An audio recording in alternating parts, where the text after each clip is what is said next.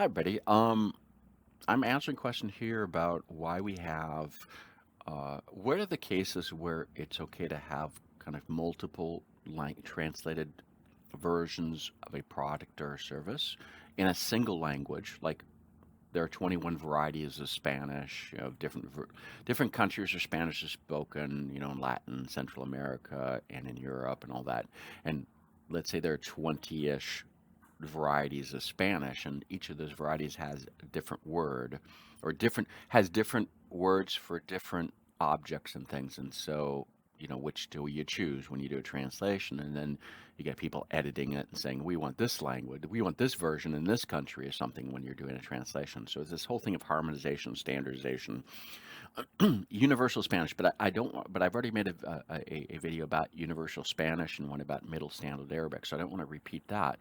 But now I want to talk about some examples about why don't we have some types of products like one of the mentions that was brought up was why are not like the Intel and Microsoft offers products? Why are they not you know why are they not available in 20 different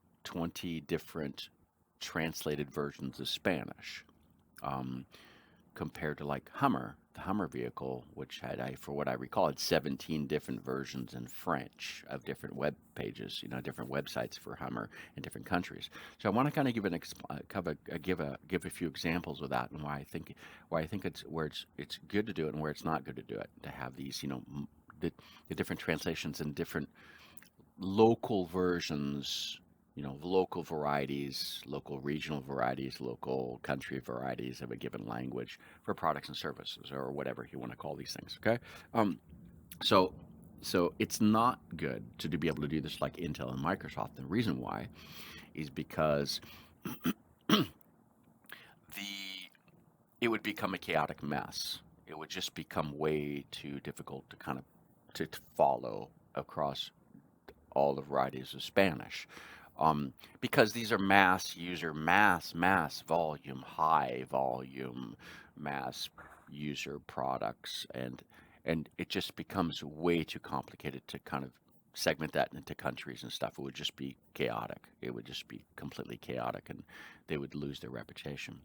Now, if you look at like the European Union, like the toys that I bought for my children, I mean, they come with 12 different translations on the box, of a pretty simple thing, of the little marketing. They have 12 different, 12, at least 12. I mean, you see all these logos and just the short things.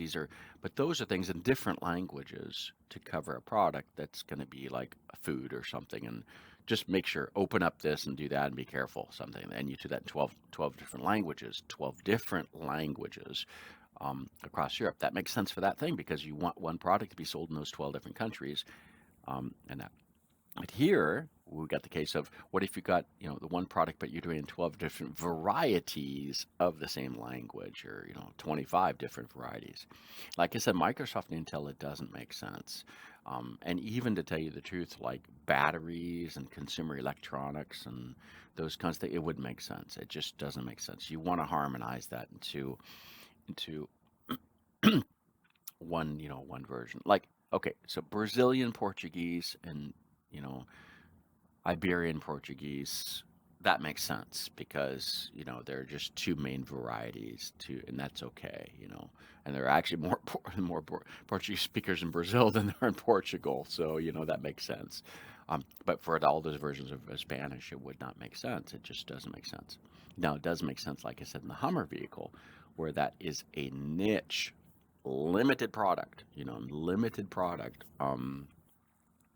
And it would it's a high costly product, or like you know really expensive things like Caterpillar. I could have seen that Caterpillar when I worked there. I could see that, it could have been interesting to actually maybe translate into different versions of like French or Spanish. That could have been a way, but that's not really the it the user population is not caring.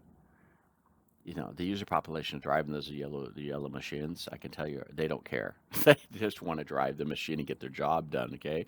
Or to service it and fix it. They don't care how educated or whatever it sounds. Now, as a Hummer, you buy it, no, because they're not buying the machine, okay? That's why it's not good for Caterpillar.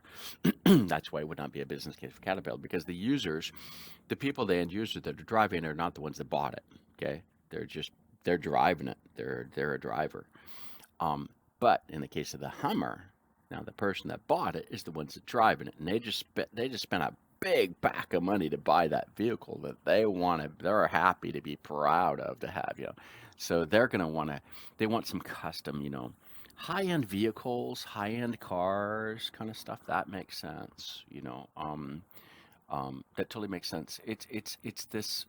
We want to feel like we're a customer that are being, you know, we want to feel like a customer that we're being serviced and we're being, you know, thought of. So it works in those kinds of situations. Okay. Another thing I want to kind of cite, and something I actually did, and it's funny that it comes up here because it's just it totally makes sense. Back in 2002, 2004, I think it was 2002.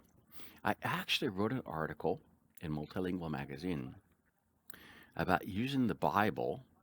Um, we use the Bible for doing translation systems. Now, the funny thing about the Bible is you've got a lot of these multiple translations of the same book.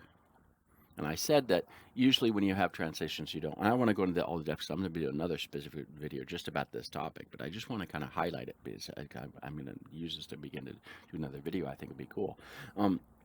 But why, you know, usually when you have multiple translations of a single product, it means that you screwed up the first time. You just screwed up the first time, so you got to do it again. That's the usual case, okay?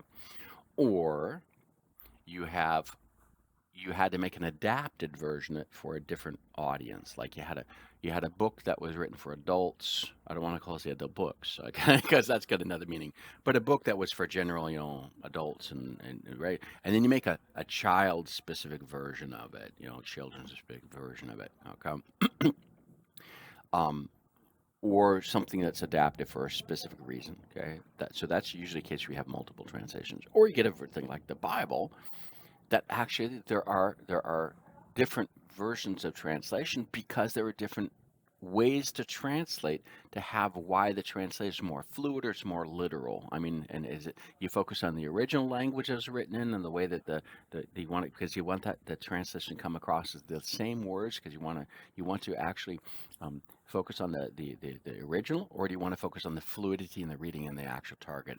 I don't want to go on all the details in this one right here because I'm going to do another video just on that because I think it's worth talking about. But in that case, because the Bible takes 20 years to translate per version,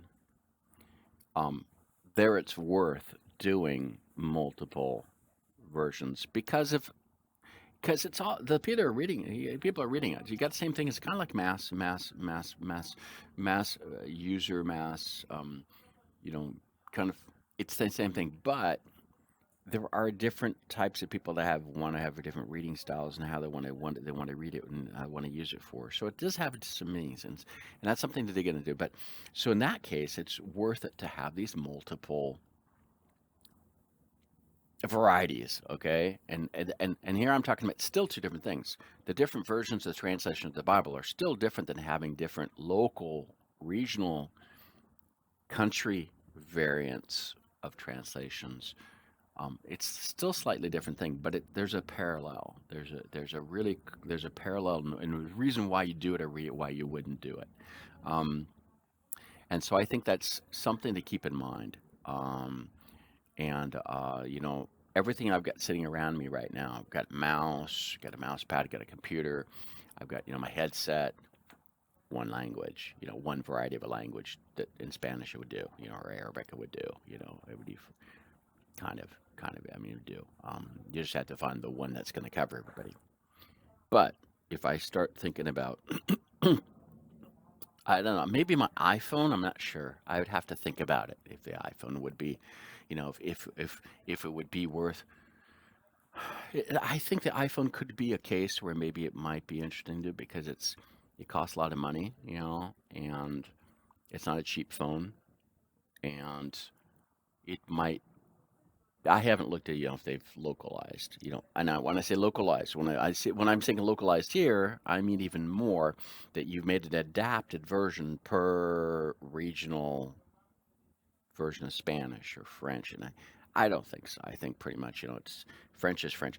You have French Canadian, you got French, French from France, that kind of thing. That's probably going to be the maximum you're going to get. We're not going to start going into like this one's from Senegal and this one's from Mali and this one's from Ivory Coast, Cote d'Ivoire. I mean, you're not going to get that really, really regional and country specific translations for an iPhone, that kind of thing. But I think this makes us think about when are the cases it's worth it or not, business wise, and this is the key.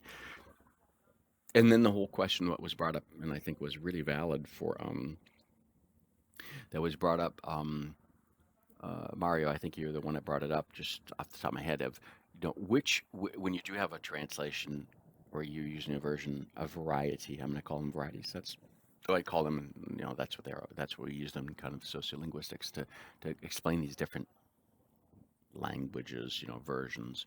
Um, which variety is kind of a more educated version, and I think that comes into play too. And that's a whole kind of sociology discussion of which variety you aim at, and it's not just a variety of a regional or country. It's also a sociolect kind of one.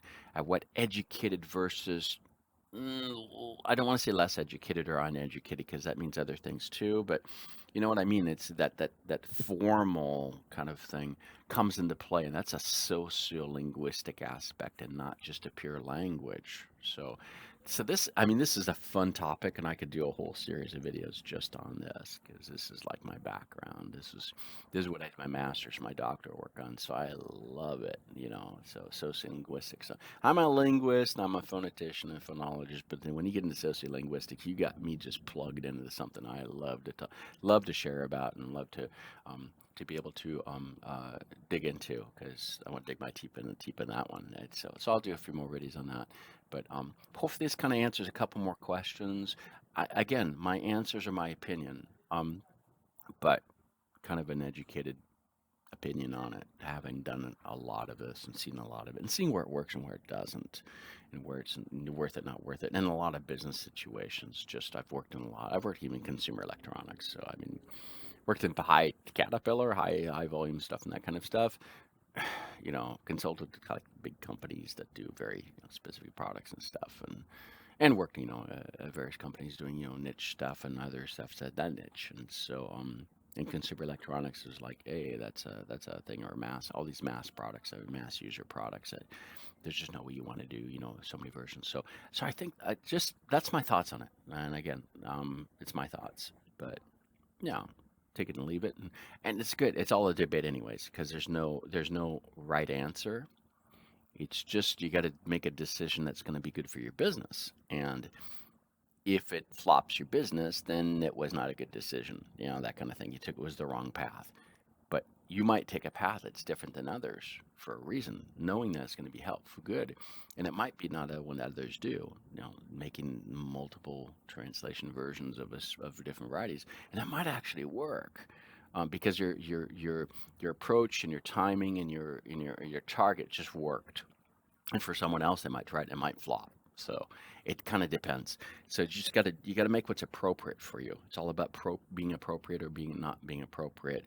It's not about being right or wrong. So that's my thoughts about it, and hope this contributes to the conversation and discussion. Thanks.